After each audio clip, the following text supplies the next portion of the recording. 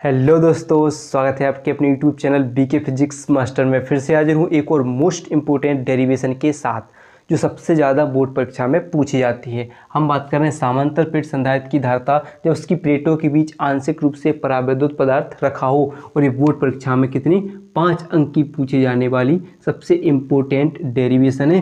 तो आज हम इसको बहुत ही आसान तरीके से तैयार करेंगे, आसान भाषा में तैयार करेंगे, जिससे कि आपको एक ही बार में समझ में आ जाए, यानी इसको आप कभी भी ना भूलो।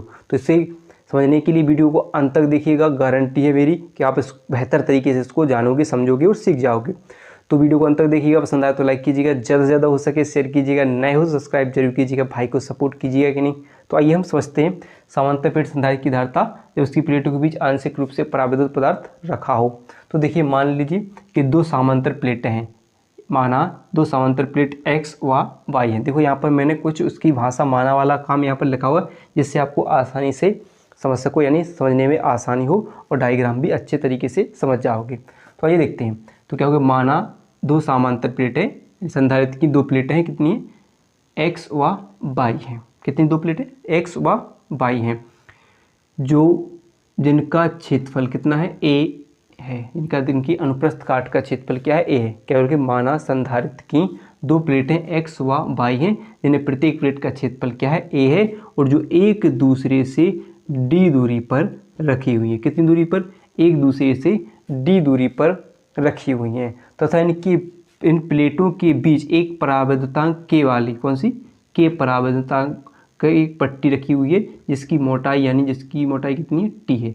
कितनी मोटाई है, t मोटाई है, ध्यान रखेंगे।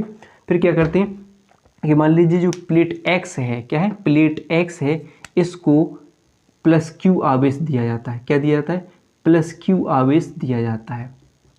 प्लेट x को जब प्लस q आवेश दिया जाता है तो प्रेरण के कारण बाई प्लेट पर माइनस q आवेश उत्पन्न हो जाता है, यानी बीच तरफ माइनस q आवेश उत्पन्न हो जाता है, तथा बाहरी तरफ क्या हो जाता है, प्लस q आवेश उत्पन्न हो जाता है। और उस आवेश को किसके द्वारा, पृथ्वी के द्वारा, यानी धनावेश को पृथ्वी के द्वारा ग्रहण कर लिया जाता है। यहाँ जो अगला जो भाग कहाँ से जुड़ा होता है, पृथ्वी से जुड़ा हुआ आता है। तो आइए देखते हैं। वही लिखा है कि माना एक समांतर प्लेट संधारित्र की दो प्लेटें, एक x व y हैं, जिनका क्षेत्रफल a है, और तथा उनके बीच की दूरी कितनी है, d दूरी है। प्लेटों के बीच के परावैद्युतांक वाले पदार्थ t मोटाई की एक पट्टी रखी हुई है। प्लेट x को प्लस q आवेश, प्लेट x को क्या दिया हमने, प्लस q आवेश दिया जाता है। तब प्लेट y पर प्रेरण के कारण माइनस q आवेश उत्पन्न हो जाता है। दोनों प्लेटों का पृष्ठीय आवेश घनत्व क्या है, सिग्मा है। पृष्ठीय आवेश घनत्व क्या है, सिग्मा है। सिग्मा पढ़ा आपने, क्योंकि अब जो किसी पृष्ठ पर, यानी किसी एकांक पृष्ठ पर वितरित आवेश को पृष्ठीय आवेश घनत्व कहा जाता है। यानी किसी पृष्ठ के एकांक क्षेत्रफल पर वितरित आवेश को पृष्ठीय आवेश घनत्व कहा जाता है। इसे सिग्मा से प्रदर्शित किया जाता है। जैसे क्या कहते हैं, सिग्मा से प्रदर्शित करते हैं। तो आप चाहो तो लिख सकते हो कि पृष्ठीय आवेश घनत्व, तो पृष्ठीय आवेश घनत्व क्या होगा, सिग्मा। तो सिग्मा बराबर क्या होता है, q बटे a। क्या पढ़ा, पृष्ठीय आवेश घनत्व, कि किसी एकांक पृष्ठ पर वितरित आवेश को क्या कहें, किसी एकांक क्षेत्रफल के पृष्ठ पर वितरित आवेश को पृष्ठीय आवेश घनत्व कहा जाता है। जिसे क्या कहते हैं, सिग्मा से प्रदर्शित करते हैं। सिग्मा बराबर q बटे a हो जाता है। इसकी हमें ज़रूरत पड़ने वाली है। तो चलिए देखते हैं। फिर देखते हैं कि मान लीजिए जो प्लेटों के जो बीच खाली स्थान है, यहाँ पर क्या है, वायु है। यानी अगर मान लो जो t मोटाई की पट्टी ना हो, क्या हो, जब t मोटाई की पट्टी ना हो, तो इन प्लेटों के बीच क्या है, वायु है। और वायु में वैद्युत क्षेत्र की तीव्रता, यानी इन प्लेटों के बीच क्या देखते हैं, क्योंकि प्लस माइनस के कारण इनके बीच एक वैद्युत क्षेत्र उत्पन्न हो जाता है। तो हम मानते हैं कि वायु में वैद्युत क्षेत्र की तीव्रता क्या लेंगे, वायु में वैद्युत, या ऐसे लिख सकते हैं, प्लेटों के बीच, ऐसे लिख सकते हैं, प्लेटों के बीच वायु में वैद्युत क्षेत्र की तीव्रता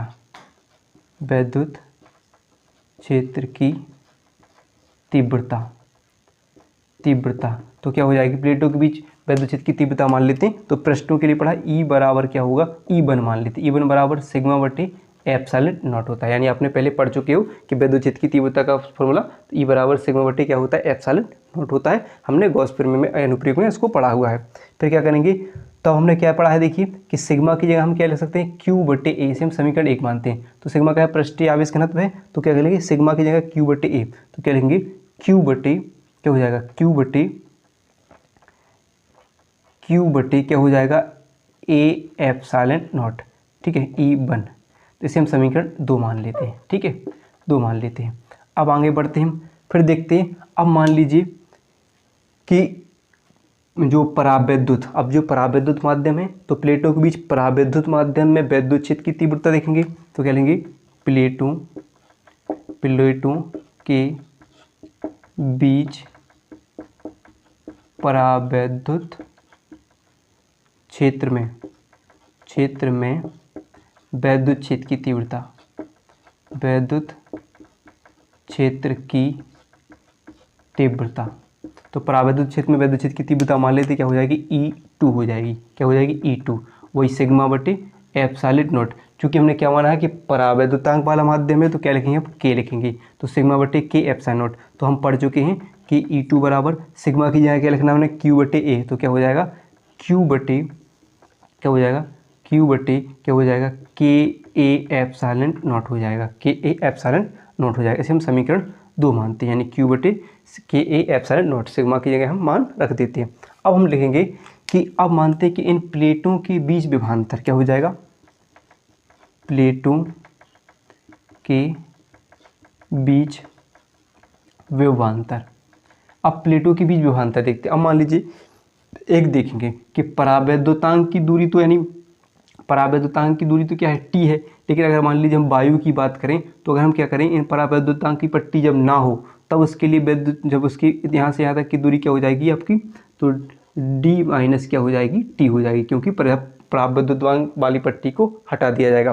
तो जो E1 वैद्युत क्षेत्र हमने क्या माना था, E1 माना था, तो E1 की दूरी यहाँ से वैद्युत क्षेत्र में की दूरी कितनी जाएगी, यहाँ तक D माइनस T हो जाएगी। क्या, कब, जब ये परावैद्युत पट्टी ना हो, यानी जब वायु में वैद्युत क्षेत्र की तीव्रता निकाली हो, और परावैद्युत में क्या हो जाएगी, उसकी दूरी T होगी। तो इसको ध्यान रखना है। चलो देखिए, तो एक फॉर्मूला होगा विभवांतर के लिए, तो एक सूत्र होता है वैद्युत क्षेत्र की तीव्रता विभवांतर के लिए, E बराबर क्या होता है, V बटे D होता है। अगर हम इसको कैंची गुणा करके लिखें, तो क्या हो जाएगा आपका, V बराबर ED हो जाएगा, V बराबर ED हो जाएगा। तब क्या होगा, तब देखेंगे हम, तो V बराबर क्या हो जाएगा, तब देखेंगे V बराबर क्या हो जाएगा आपका, E1 प्लस, मान लेते हैं हम E1D प्लस E2D मान लेते हैं, E1D प्लस E2D। तो V बराबर E1 कितना है हमारा, देख सकते हैं समीकरण 1 से, Q बटे A एप्सिलॉन नॉट, तो क्या लेंगे, Q बटे क्या हो जाएगा, Q बटे A एप्सिलॉन नॉट इंटू दूरी कितनी है, तो E1 के लिए हमने क्या बताया कि जब वायु के लिए वैद्युत क्षेत्र की तीव्रता है, तो दूरी क्या होगी उसके लिए, D माइनस T हो जाएगी, यानी D माइनस के T हो जाएगी, प्लस E2 क्या है हमारा, E2 क्या है, Q बटे K A एप्सिलॉन नॉट, तो Q बटे K A एप्सिलॉन नॉट, और दूरी क्या है इसके लिए, T है, तो क्या लिखेंगे, T है। क्या है दूरी, किसके लिए, परावैद्युतांक के लिए थी, तो हमने उसके लिए दूरी क्या लिखी, T। तो इतनी बात समझ में आई आपके लिए।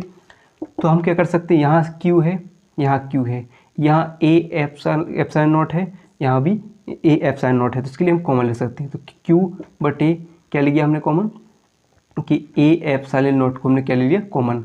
अब अंदर क्या बच गया हमारा, अंदर क्या बच गया, देखिए कि जो बचेगा अब D माइनस के टी प्लस क्या बचा आपका T बटे क्या बचेगा, K।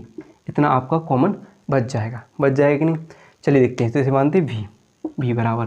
अब देखेंगे, तो अब अगली कोई धारिता, यानी संधारित्र की धारिता से, तो क्या है, संधारित्र धारिता की परिभाषा लिखते हैं, धारिता से धारिता क्या है, C बराबर क्या है, Q बटे V है, C बराबर क्या है, Q बटे V।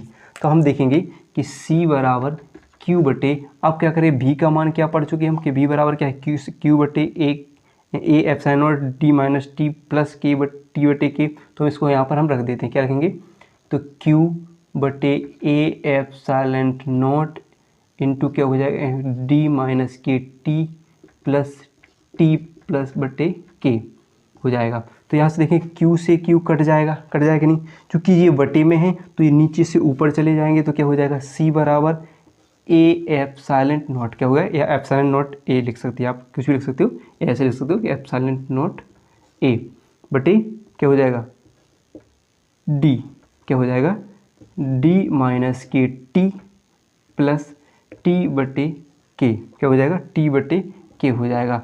तो ये हो जाएगी आपकी किसके लिए, ये हो जाएगी आपकी सामान्य प्लेट संधारित्र की धारिता जब उसकी प्लेटों के बीच आंशिक रूप से परावैद्युत पदार्थ रखा हो। तो इतना निकल कर आ जाएगा। समझ में आई हो, वीडियो पसंद आई हो तो वीडियो को लाइक और चैनल को सब्सक्राइब जरूर कीजिएगा।